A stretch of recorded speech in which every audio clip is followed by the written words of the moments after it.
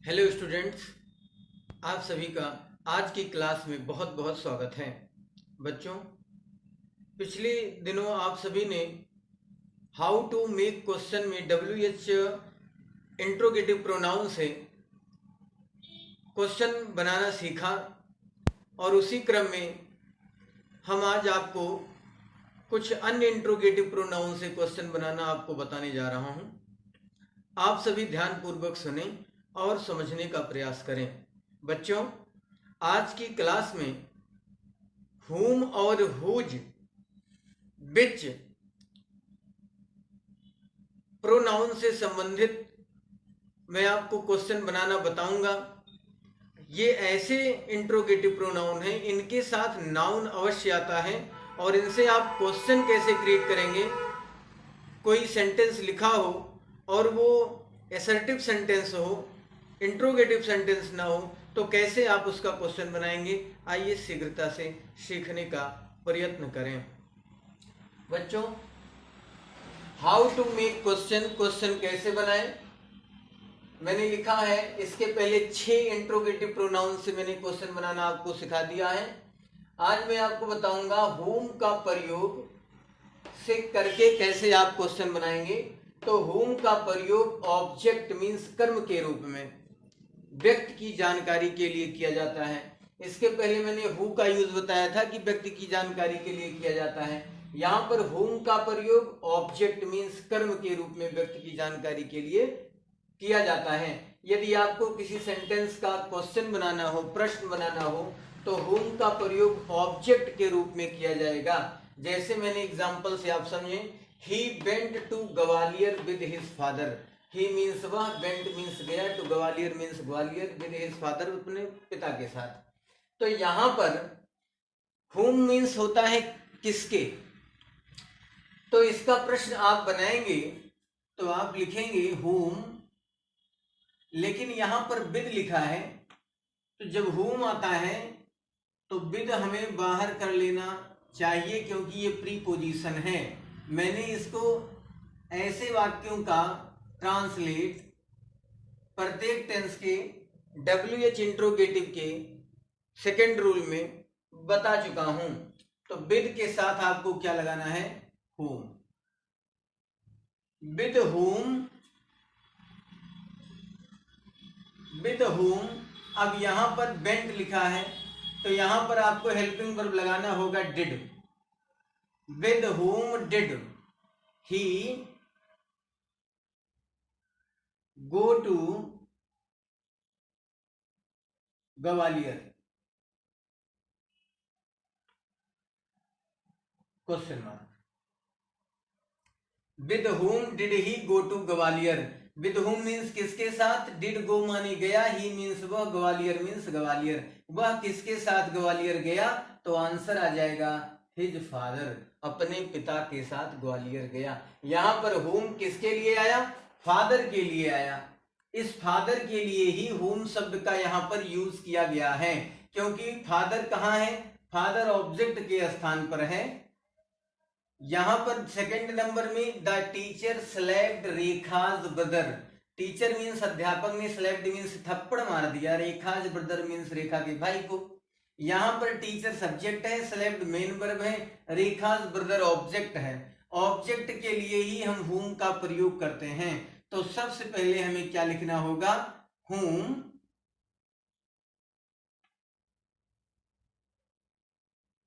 The teacher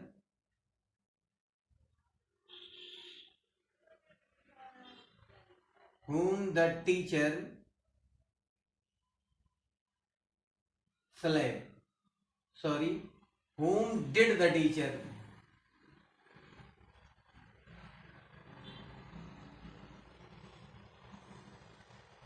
slave।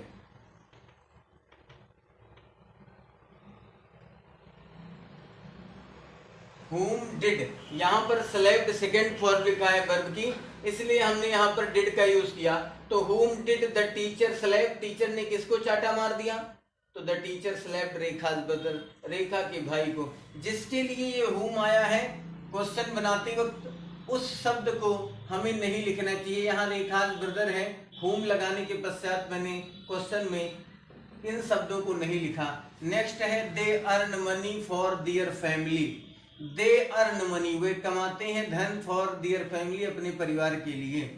तो किसके लिए वो अपना धन कमाते हैं, प्रश्न हुआ किसके लिए। तो यहाँ पर ये लिए शब्द पहले आ जाएगा, फॉर यहाँ पर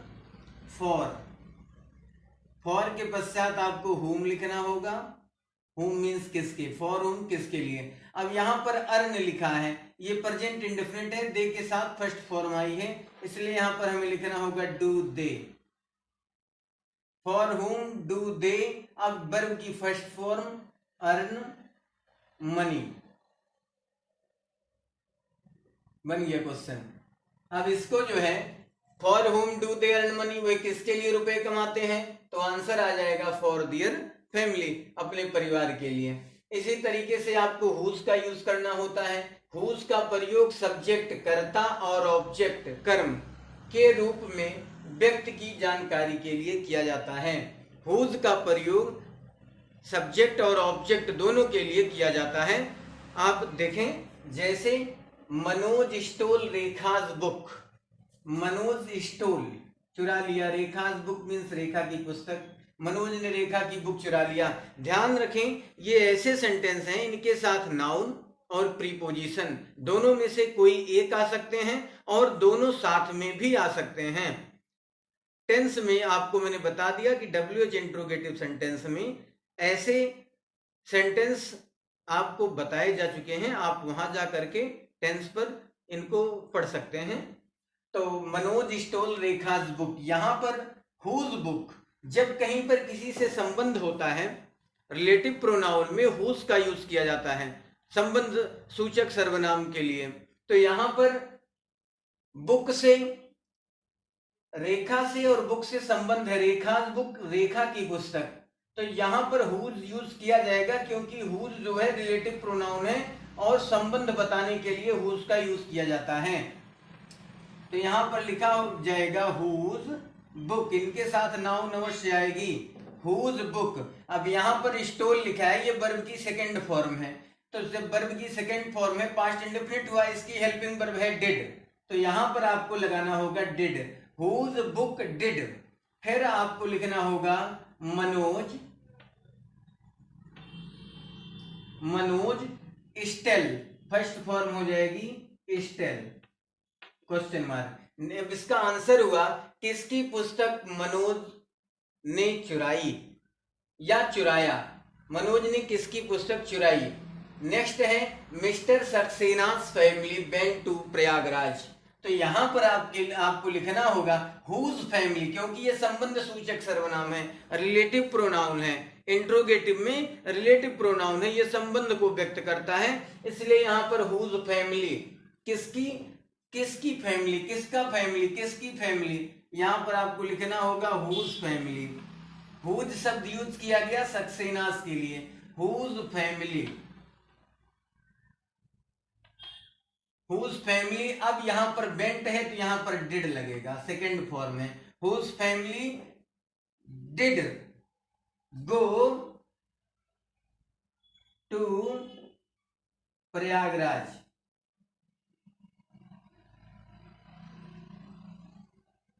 question mark. Whose family did go to Prayagraj, किसका परिवार प्रयागराज गया, आंसर हो जाएगा मिस्टर सक्सेना's फैमिली। नेक्स्ट है रवि टॉर्न मोहनाज बुक, रवि ने टॉर्न कर दी, फाड़ दी, मोहनाज बुक मीन्स मोहन की पुस्तक, यहां पर आपको भी लिखना होगा वही हुज बुक,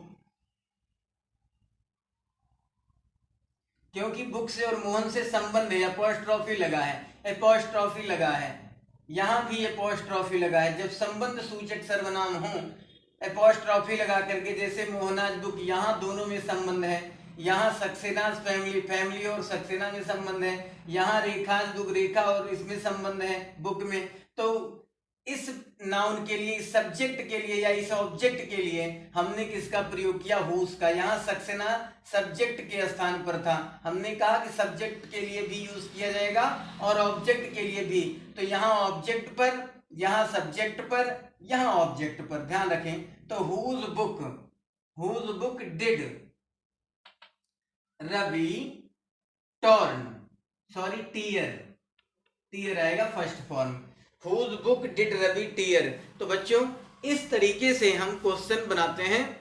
अब हम नेक्स्ट देखते हैं, नेक्स्ट इंट्रोगेटिव प्रोनाउन।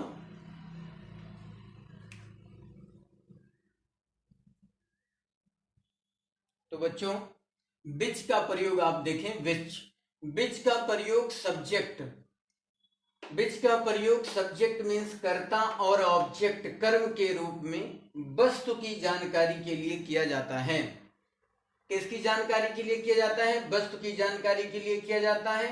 सब्जेक्ट और ऑब्जेक्ट के रूप में, कर्म और कर्ता, कर्ता और कर्म के रूप में विच का प्रयोग किया जाता है। जैसे हम कहें कि I read in 10th class, I read in 10th class, मैं कक्षा 10 में पढ़ता हूं। तो तुम किस कक्षा में पढ़ते हो या तुम किस क्लास में पढ़ते हो? यहां पर क्लास शब्द नाउन है और इसी की जानकारी के लिए यहां पर विच का प्रयोग किया गया। ये ऑब्जेक्ट के रूप में यहां पर क्लास लगी हुई है, क्लास ऑब्जेक्ट के रूप में है, लेकिन ये वस्तु नहीं है, लेकिन ये लाइफलेस थिंग है, कोई सजीव वस्तु भी नहीं है, लेकिन ये निर्जीव है, इसलिए यहां पर हम विच का प्रयोग करेंगे। जैसे अब यहां पर लिखा I read in 10th class, तो यहां पर इन जो है ये प्रीपोजिशन, इसको आपको आउट निकालना होगा, इन विच। फिर उसके बाद आपको नाउन लिखना होगा, इन विच क्लास। अब यहां पर ये प्रेजेंट इंडेफिनिट है, इसलिए हमें हेल्पिंग वर्ब यूज करना होगा do. In which class do you, I होता है तो क्वेश्चन बनाते वक्त यू कर दिया जाता है। In which class do you read,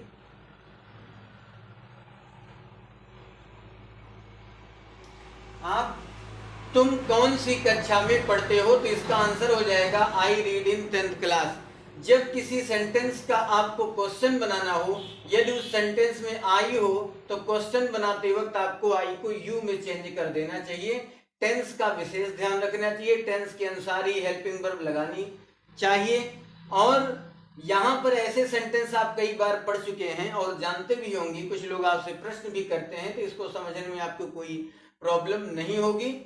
next है I use my right hand. I means मैं, यूज मीन्स प्रयोग करता हूं, माई मीन्स अपना, राइट हैंड मीन्स दाहिना हाथ, मैं अपना दाहिना हाथ यूज करता हूं। तो यहां पर विच, विच hand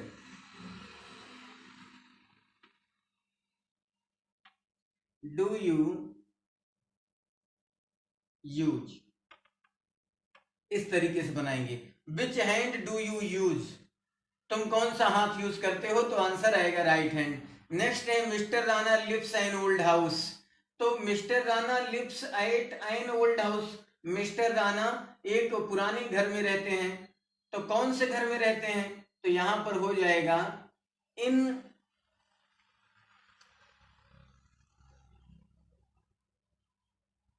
which house, which house does, which house does mister Rana live.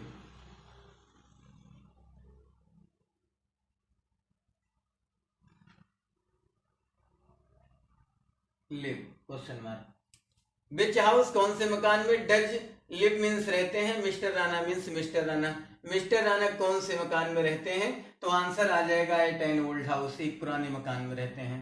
अब यहां पर हमने हाउ मेनी लिखा है, हाउ मेनी के साथ भी नाउन का प्रयोग किया जाता है और ये हाउ मेनी संख्यावाचक है। संख्यावाचक मीन्स ये काउंटेबल नाउन है, ये काउंटेबल नाउन के साथ यूज किया जाता है, गण्य संज्ञाओं के साथ हाउ मेनी का यूज किया जाता है। हाउ मेनी का प्रयोग संख्या की जानकारी के लिए किया जाता है। मैंने यहां पर लिखा है I can speak 3 languages. I can speak, I means मैं, कैन स्पीक मीन्स बोल सकता हूं, 3 मीन्स 3, लैंग्वेजेस मीन्स भाषा, मैं 3 भाषाएं बोल सकता हूं।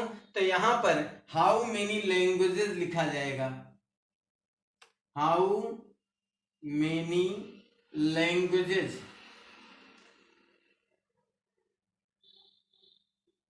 How many languages can you speak. यहां पर कैन दिया गया है हेल्पिंग वर्ब, इसके पश्चात आपको हेल्पिंग वर्ब लगानी है। मैं बार बार आपसे कहते आया हूं कि how many, how much, whom, whose, which, ये ऐसे इंट्रोगेटिव प्रोनाउन है, इनके साथ नाउन या प्रीपोजिशन अवश्य आता है। मैंने कई बार कह दिया आपसे और कई बार बता दिया, आप इनको नोट कर लें और ध्यान रखें। यहाँ पर हाउ मेनी लैंग्वेजेस, यहाँ भाषा बोलने की बात हो रही है और भाषा की संख्या है 3 लैंग्वेजेस, इसलिए हमने यहाँ पर लैंग्वेजेस नाउन को इसके साथ लिया। हाउ मेनी लैंग्वेजेस, फिर हमें मेन हेल्पिंग वर्ब लगानी थी, यहाँ कैन दिया है पहले से, हमने कैन यूज कर लिया। How many languages can. अब जब मैंने बताया कि किसी सेंटेंस में आई हो और उसका क्वेश्चन बनाना हो तो यू कर देते हैं, तो यहां पर यू कर देंगे। तो how many languages can you speak, इस तरीके से क्वेश्चन बन गया क्वेश्चन। नेक्स्ट है there are 7 members in my family. मेरे घर में 7 सदस्य हैं। तो फिर यहां पर लिखना होगा, यहां 7 हमारी संख्या है, नाउन हमारा क्या है, मेंबर। तो मेंबर को, ये नाउन को हम हाउ मेनी के साथ लेंगे, संख्या को नहीं लेंगे, मेंबर को केवल। तो यहां पर लिखेंगे हाउ मेनी मेंबर्स। अब यहां पर आर शब्द पहले से लगा है हेल्पिंग वर्ब, तो हमें भी यहां आर ही लगाना है। How many members are there, are हो गया, फिर हमने देयर कर लिया, आर देयर इन, माई की जगह योर हो जाएगा, family. How many member are there in your family, इस तरीके से। नेक्स्ट है I have 2 brothers and 3 sisters. मेरे पास 2 बहनें और 3 भाई हैं।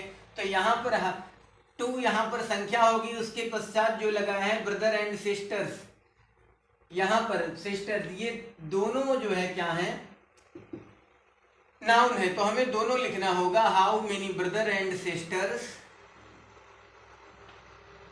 Brothers and sisters. यहां से मैंने नाउन उठा लिया और यहां से नाउन उठा लिया, संख्या यहां छोड़ दिया, संख्या यहां छोड़ दिया। जैसे इनमें मैंने संख्या छोड़ी थी, यहां 7 छोड़ दिया था, यहां 3 लैंग्वेजेस छोड़ दिया था। तो how many brothers and sisters have you,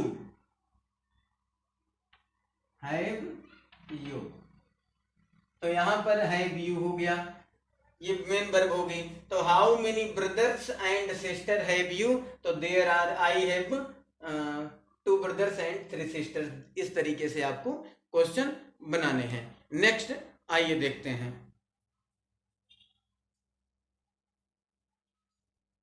तो बच्चों हाउ मच का यूज आप देखें। अब हाउ मच का प्रयोग क्वांटिटी मीन्स मात्रा की जानकारी के लिए किया जाता है। जिन चीजों की मात्रा होती है, जिनको आप माप या तौल सकते हो, उनकी जानकारी के लिए आपको हाउ मच का यूज करना चाहिए। हाउ मच जैसे दूध, पानी, तेल, पेट्रोल, डीजल या लिक्विड मटेरियल, जिनको आप माप या तौल सकते हैं, काउंट नहीं कर सकते, उनके लिए आपको हाउ मच का यूज करना चाहिए। यहां पर हमने एग्जाम्पल में लिखा कि a man should drink 1 glass milk every day. एक आदमी को शुड ड्रिंक मीन्स पीना चाहिए, 1 ग्लास मिल्क माने 1 गिलास दूध, एवरी डे मीन्स प्रतिदिन, एक आदमी को प्रतिदिन 1 गिलास दूध पीना चाहिए। तो यहां पर हमें दूध देख रहे होंगे, मिल्क लिखा है, ये मिल्क शब्द ही अनकाउंटेबल नाउन है। अनकाउंटेबल नाउन के लिए क्वांटिटी बताने के लिए हाउ मच का यूज किया जाता है। तो यहां पर हमें लिखना होगा हाउ मच मिल्क, यही नाउन है मिल्क। और हाउ मेनी, हाउ मच मैं आपको बता चुका कि इनके साथ नाउन हमेशा आते हैं। How much milk. अब यहां पर हमें हेल्पिंग वर्ब लगानी है, यहां पर हमारी हेल्पिंग वर्ब है शुड, तो यहां पर हम लिख देंगे should. How much milk should a man, subject लगाना है, सब्जेक्ट है a man. How much milk should a man. अब मेन वर्ब लगानी है, यही drink,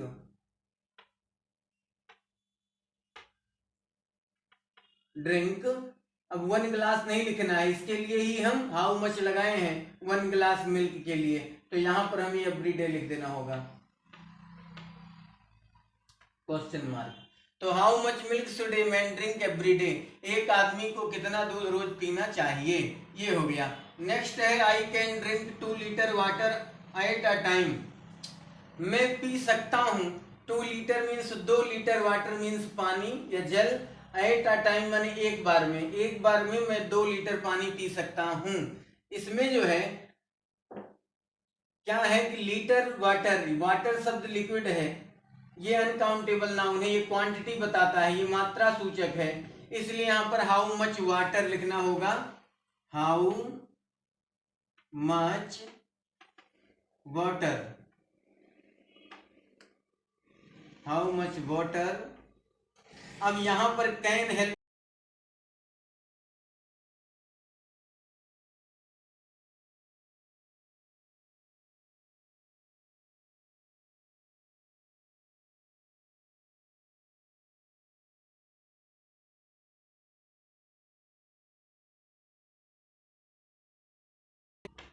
at a time, at a time, तो इसका अर्थ हो गया हाउ मच वाटर, कितना पानी कैन यू ड्रिंक मीन्स आप पी सकते हैं, एट अ टाइम मीन्स एक बार में, एट अ टाइम एक बार में आप कितना पानी पी सकते हैं, आंसर आ जाएगा 2 लीटर। मनोज सोल्ड, मनोज ने बेचा 100 kg राइस टुडे मीन्स आज मनोज ने 100 किलो चावल बेचा, या 1 क्विंटल लिख सकता था मैं। यहां पर आप देखें तो हाउ राइस को हम काउंट नहीं कर पाएंगे, चावल को, ये मात्रा सूचक है, तो यहां पर हम लिखेंगे how much rice, how much rice, sugar को भी हम काउंट नहीं कर पाएंगे, तो हाउ मच राइस। फिर यहां पर सोल्ड है, तो सोल्ड होने के कारण हमें हेल्पिंग वर्ब डिड यूज करनी है, क्योंकि ये पास्ट इंडेफिनिट है, पास्ट इंडेफिनिट की हेल्पिंग वर्ब डिड होती है, तो हाउ मच राइस डिड। अब हमें सब्जेक्ट लिखना है, सब्जेक्ट हमारा है Manoj, how much rice did Manoj. अब सेल की फर्स्ट फॉर्म लिखनी होगी, तो सोल्ड की फर्स्ट फॉर्म है सेल, सेल टुडे। तो यहां पर इसका क्वेश्चन हो गया कि कितना चावल आज मनोज ने बेचा, पास्ट में ही बोल रहा है, ये आपके समझ में आ गया होगा। नेक्स्ट है how far, how far means कितनी दूर या कितना दूर, हाउ फार का यूज दूरी मीन्स डिस्टेंस का पता लगाने के लिए किया जाता है, तो हाउ फार मीन्स कितना दूर या कितनी दूरी। हमने लिखा है सेंटेंस में Gwalior is 120 kilometre far from Jhansi, Jhansi से ग्वालियर 120 किलोमीटर दूर है, तो यहां पर आपको क्या करना होगा, सबसे पहले आपको लिखना होगा हाउ फार, हाउ फार, फिर हमें हेल्पिंग वर्ब यूज करनी है, हाउ फार इज ग्वालियर, ये आपका सब्जेक्ट हो गया, हाउ फार लग गया, हेल्पिंग वर्ब लगा दिया is, how far is Gwalior. अब यहां पर ये नहीं लिखा जाएगा, फार तो मैंने यहां ले लिया, अब ये लिखा जाएगा from Jhansi,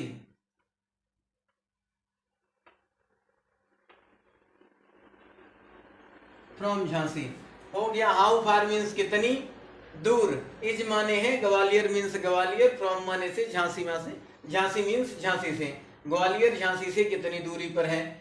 my school is 2 kilometre far from my house, मेरे घर से मेरा स्कूल 2 किलोमीटर दूर है। इसका क्वेश्चन बनाएंगे तो लिखेंगे हाउ फार